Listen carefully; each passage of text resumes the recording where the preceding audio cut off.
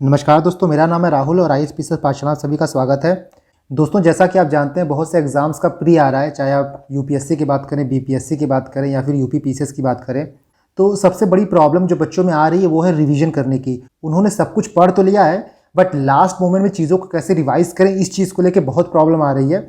और मुझे daily basis पे बहुत मैसेज आता है कि सर आप कैसे रिवाइज करते थे चीज़ों को, आपकी क्या स्ट्रेटजी रहती थी रिवाइज करने की, आप उसको शेयर करिए ताकि एक बेसिक आइडिया हो पाए कि चीज़ें रिवाइज कैसे की जाती हैं। जैसा कि आप मेरे बारे में जानते हैं कि मैं 2 बार यूपीएससी के इंटरव्यू में अपीयर हुआ हूं और इस साल भी अपीयर होने वाला हूं। साथ ही मैंने एक बार यूपी पीसीएस का इंटरव्यू दिया है और बीपीएससी के इंटरव्यू में भी मैं अपीयर होने वाला हूं। तो मेरे पास एक फेयर इनफ नॉलेज है कि चीज़ों को कैसे रिवाइज करना चाहिए, क्योंकि अगर आप देखें तो बहुत बार ऐसा हुआ है ना कि यूपीएससी का फाइनल रिजल्ट आने के बाद उसके जस्ट 1 हफ्ते बाद या फिर 10 दिन बाद प्री का एग्जाम हुआ है। तो उस 1 हफ्ते में मैंने पूरे सिलेबस को रिवाइज किया है। तो इस वीडियो में मैं बेसिकली आपको यही बताऊंगा कि आप बचे हुए दिनों में कैसे चीज़ों को रिवाइज कर सकते हैं। अगर से आपके पास 3 दिन बचे हुए हैं तो आपको उन तीनों दिनों में ही सब कुछ रिवाइज करना होगा, और अगर से आपके पास 1 महीना बचा है तो आपको 1 महीने में सब कुछ रिवाइज करना होगा। देखिए, टेक्निक सेम रहती है, बस ये डिपेंड करता है कि आपके पास टाइम कितना है, उस हिसाब से आप टेक्निक को मॉडिफाई कर सकते हैं। मैंने 3 दिन में पूरे सिलेबस को रिवाइज किया है, तो मैं आपको बेस्ट अप्रोच बताऊंगा कि आप कैसे अपने सिलेबस को रिवाइज करिए ताकि जो चीज़ आपने पढ़ा है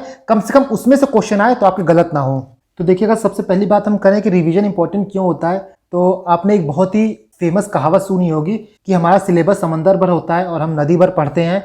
बाल्टी भर हमको याद रहता है, लोटा भर हम लिख के आते हैं और चुल्लू भर हमारे नंबर आते हैं। तो इस प्रोसेस को आप बाईपास करने के लिए रिवीजन करते हैं, और जो रूल मैं रिवीजन के लिए अपनाता हूं वो है 50-70 रूल। इसमें ये होता है कि अगर आप 50% पढ़ रहे हो ना तो कम से कम 70% रिवाइज करो। लोग रिवीजन पे ध्यान नहीं देते हैं, लेकिन अगर आप अपना 1/3 टाइम चीजों को पढ़ने के लिए लगा रहे हो तो 2/3 टाइम आप चीजों को रिवाइज करने के लिए लगाओ, क्योंकि वही चीज आपको काम देगा।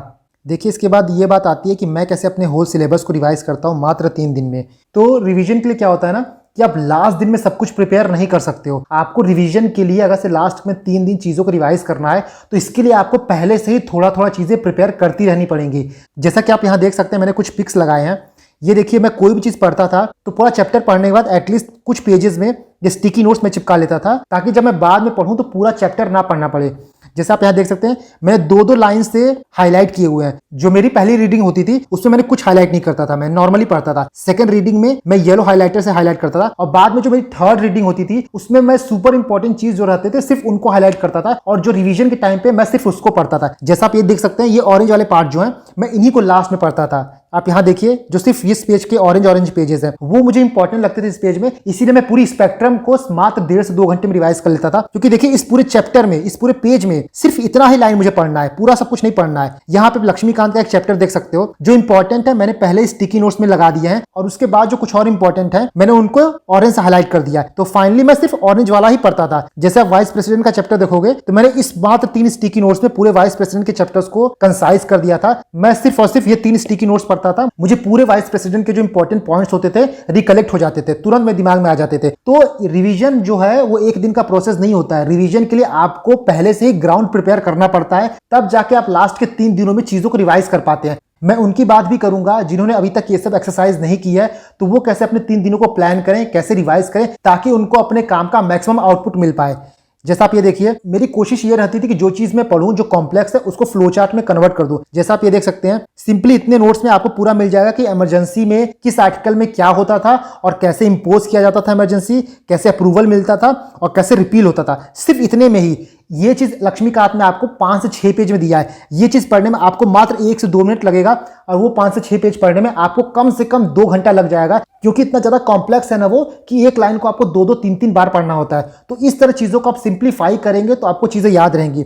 जैसा आप सभी को याद होगा कि मैंने कॉन्स्टिट्यूशनल और नॉन कॉन्स्टिट्यूशनल बॉडीज का जो 80 पेज का नोट्स था उसको मात्र 1 पेज में कंसाइज करके आप लोगों को प्रोवाइड किया था। तो ये होता है स्मार्ट तरीका रिवीजन करने का। अगर आप इस तरीके से रिवाइज नहीं करेंगे तो यूपीएससी हो या फिर कोई भी एग्जाम हो, इतना ज्यादा बल्कि रहता है सब कुछ कि आप चीजों को नहीं पढ़ पाएंगे। अगर आप ये सोचेंगे कि लास्ट टाइम पे मैं पेज 1 से लेकर पेज लास्ट तक चीजें पढ़ूंगा, आप कभी कंप्लीट नहीं कर पाएंगे। और मैं आपको आगे बताऊंगा अप्रोच क्या होना चाहिए, आपको सिलेबस को कैसे डिवाइड करना चाहिए, आपको टाइम को कैसे एलोकेट करना चाहिए। जैसा कि आप यहाँ देखिए, आपका ये सिंपल सा एक रूल है। देखिए, अगर आपको 3 दिन में चीजें रिवाइज करनी है तो कुछ बेसिक चीजें आपको दिमाग में रखनी होंगी। पहला पॉइंट ये है कि आप अपने दिमाग को मना लीजिए कि आप कर सकते हैं, रिवाइज कर सकते हैं। अपने दिमाग में कभी भी बैरियर मत रखिए कि रिवाइज नहीं हो सकता है। दूसरा पॉइंट यह है कि आपको लास्ट मोमेंट तक रिवाइज करना होगा चीजें। आप एग्जाम हॉल में घुसने से पहले भी आपको चीजें पढ़ती रहनी होंगी, क्योंकि कई बार ऐसा हुआ है, इवन मेरे साथ हुआ है कि एग्जाम में घुसने से पहले मैंने किसी से कुछ सुना है और सीधे वो चीज़ एग्जाम में आ गया है। ये चीज़ होती रहती है। और इवन जो एग्जाम से पहले आप पढ़िए ना, तो वो दिमाग में बहुत ताज़ा रहता है। फॉर एग्जाम्पल आप इंडेक्स पढ़ लीजिए कि कौन सा इंडेक्स कौन छापता है, रैंकिंग पढ़ लीजिए, आप रिवर्स पढ़ लीजिए, वाइल्ड लाइफ सेंचुरीज पढ़ लीजिए। ये सब चीज़ें आप लास्ट में पढ़िए, तब आपको चीज़ें याद रहती हैं। इसके बाद ये इंपॉर्टेंट होता है कि अपना आप high yielding areas, priority areas को सेट करिए कि किस टॉपिक से कितने क्वेश्चन आते हैं, मुझे उसको रिवाइज करना है। आपके पास मान लीजिए 3 दिन बचा हुआ है, तो एक रूल होता है कि 30% के सिलेबस में से 70% क्वेश्चन आते हैं, तो वो 30% सिलेबस को आपको कवर करना सबसे ज़्यादा इंपॉर्टेंट है। उन पे फोकस रखिए। दूसरा, कुछ टॉपिक आपके स्ट्रेंथ होते हैं, कुछ टॉपिक आपके वीकनेसेस होते हैं। तो जो स्ट्रेंथ वाला टॉपिक है ना, उनको रिवाइज आप मत करिए, क्योंकि वो आपके स्ट्रेंथ हैं और वो आपको याद रहेंगे ही रहेंगे, चाहे कुछ भी हो जाए। आपका फोकस होना चाहिए जो आपके वीक एरिया है, जो आप भूल जाते हैं और जिनसे क्वेश्चन आते हैं, उनको आप रिवाइज करिए। प्लस वो एरिया जो कि लास्ट मोमेंट में आप रिवाइज कर सकते हैं। For example reverse, wild life sanctuaries, national park हो गया, जीआई टैग्स हो गया, अवार्ड्स हो गया, बुक्स एंड ऑथर्स हो गए, मूवमेंट्स के लीडर्स के नाम हो गए। तो ये आप लास्ट मोमेंट में रिवाइज करिए, क्योंकि इनका फायदा तभी होता है। साथ ही अगर आप कभी रिवाइज करिए, अब रिवाइज करिए 3 दिन में, तो पेज बाय पेज चीजें मत पढ़िए, स्किम थ्रू करिए, बिटवीन द लाइंस कभी मत पढ़िए। इसके बाद आप दिन का गोल सेट करिए। देखिए, एमलेस चीजें नहीं होती हैं, आपको गोल सेट करना पड़ेगा कि आप आज क्या क्या रिवाइज कर रहे हैं। फॉर एग्जाम्पल आप लिखिए कि आप आज हिस्ट्री पढ़ेंगे, पॉलिटी पढ़ेंगे, साइंस पढ़ेंगे, ज्योग्राफी पढ़ेंगे, और इनकी टॉपिक्स क्या क्या टॉपिक पढ़ेंगे, क्योंकि पूरी हिस्ट्री आप रिवाइज नहीं करोगे, कुछ इंपॉर्टेंट टॉपिक जो आप भूल जाते हो वो चीज रिवाइज करोगे। तो इनके टॉपिक्स के नाम लिखिए, और जैसे जैसे आपकी चीजें रिवाइज होती जाए, इनको आप काटते जाइए कि ये मेरा हो गया, ये मेरा हो गया। क्योंकि क्या होती है, साइकोलॉजी होती है। अगर आप देखते हो चीजें कट रही हैं, चीजें कम हो रही हैं, तो आपको लगता है कि हाँ काम हो रहा है। तो ये एक्सरसाइज आप करते जाइएगा 3 दिन के लिए। साथ ही जब आप कोई चीज रिवाइज करेंगे एक दिन में, तो आपको एक सेट पैटर्न में काम करना होगा, हैप्पैजार्ड मैनर में काम नहीं करना होगा। और आपका ये जो गोल है, ये पैटर्न है, ये आपका यूनिवर्सल पैटर्न है, फंडामेंटल है। डिपेंड नहीं करता कि आपके पास कितना टाइम है। अगर आपके पास 1 महीना है, तो इसी पैटर्न को आप 1 महीने में डिवाइड करिए, और अगर आपके पास 3 दिन है या फिर इवन 1 दिन है, तो इसी पैटर्न को आप 1 दिन में रिवाइज करिए। देखिए, पैटर्न क्या होना चाहिए कि आप सुबह उठे ना, तो सबसे पहले आप इजी सब्जेक्ट को पढ़िए। कोई भी इजी सब्जेक्ट हो आपका, उसको रिवाइज करिए। आपका मोमेंटम एक बार बनने लगेगा, उसके बाद दिन में आप टफ सब्जेक्ट लीजिए, और लास्ट में जाके जब आपका मोमेंटम डाउन होने लगे, तो फिर से आप इजी सब्जेक्ट पढ़ेंगे। इससे ये होगा कि दिन में जब बीच का टाइम रहेगा, तो दिमाग ज्यादा वर्क करता है, और उस वक्त जो हार्ड सब्जेक्ट होते हैं, जो चीज याद करने वाली होती है, वो आप याद कर सकेंगे। और कोशिश करिए कि अपनी पढ़ाई के बीच में आप गैप रखिए, कम से कम 10 मिनट का आप गैप रखिए, क्योंकि बहुत मोनोटोनस हो जाता है अगर आप लगातार पढ़ते रहते हैं तो। इसके बाद रिवाइज करते वक्त कुछ हैक्स होते हैं जो आप यूज कर सकते हैं। फॉर एग्जांपल आप बोल बोल के पढ़ सकते हैं। जब बोल बोल के पढ़िए ना, तो आप रिकॉर्ड कर लीजिए अपनी आवाज को। जैसे कि मैं बोल बोल के पढ़ रहा हूं कि 5 जून को एनवायरमेंट डे है, 5 जून को एनवायरमेंट डे है, तो आप बोल बोल के पढ़िए और इसको रिकॉर्ड कर लीजिए। इसको बाद में आप चाहे ट्रैवलिंग कर रहे हो, या फिर आप बस में हो, गाड़ी में हो, कहीं भी हो, जब आपको बुक से पढ़ने का मन नहीं करता है,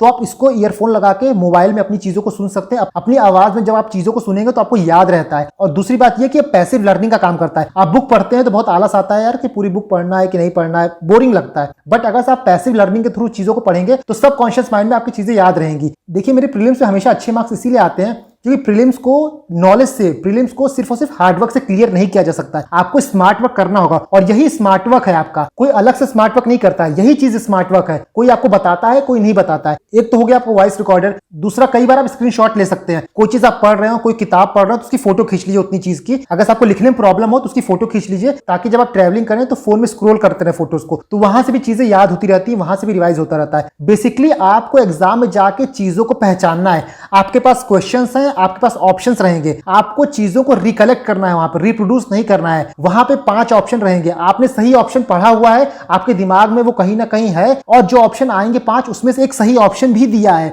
आपको बस पता करना होता है कि सही ऑप्शन कौन सा है। तो बहुत ज्यादा दिमाग में फोर्स नहीं लगेगा। अगर आपने एक बार पढ़ा है उसको, तो चीजें आपको चुटकियों में याद आ जाएंगी।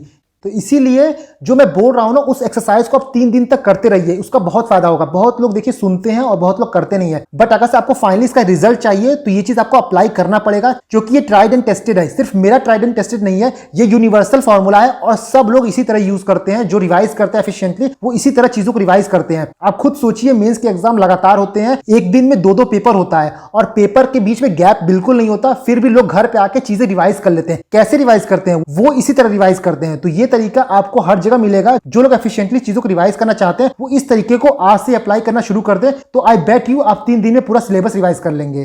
और एक पॉइंट और, कि जब आप रिवाइज करना स्टार्ट करिए ना, तो ये मत करिए कि भाई उठते ही सुबह आप सीधे 1 घंटे की सिटिंग कर लें, ऐसा मत करिएगा।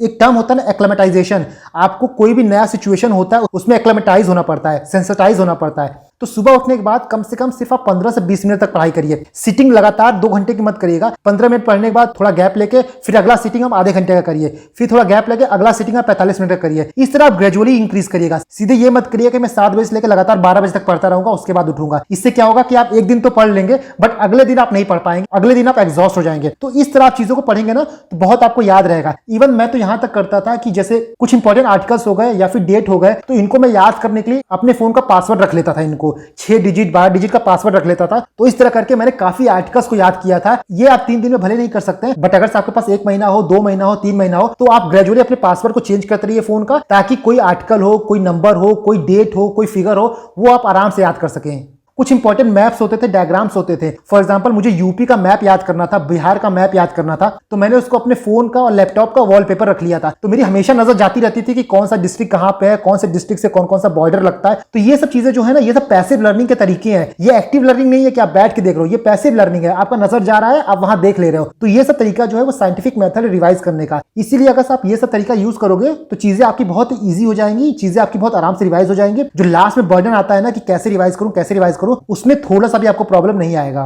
बाकी अगर मैं अपनी बात को समराइज करना चाहूं तो सबसे पहला पॉइंट यह है कि आपको लास्ट मोमेंट तक चीजों को रिवाइज करना है।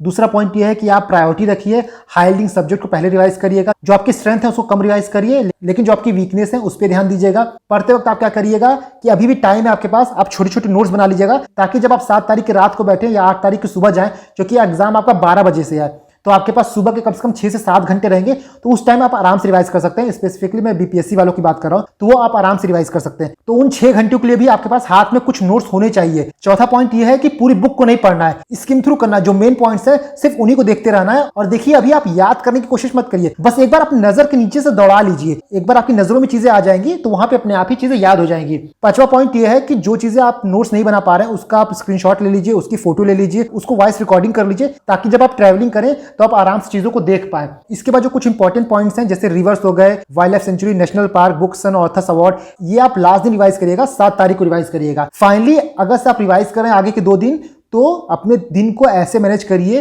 कि एक दिन में कम से कम आप 4 से 5 सब्जेक्ट को कवर कर लें, क्योंकि एक एक सब्जेक्ट कवर करने का टाइम नहीं है। एक दिन में जितना चीजें आप कवर कर लें उतना ही अच्छा है। आखिरी समय में एक बार आग के नीचे से भी चीजें चली जाती है ना, तो एग्जाम में याद आ जाता है। क्योंकि फाइनली वही बात है कि प्रीलिम्स आपका रिकलेक्शन का एग्जाम है, रिप्रोडक्शन का एग्जाम नहीं है। तो दोस्तों, आई होप आपको इस वीडियो से थोड़ी हेल्प मिली होगी। इसके बाद भी कोई डाउट है आपका रिवाइज को लेके, रिवीजन को लेके, कैसे प्लान करें, तो आप कमेंट करिए, मैं उसका रिप्लाई करूंगा। पूरी तरह मेहनत करते रहिए दोस्तों। ऑल द बेस्ट है आपको। Thank you and God bless you all.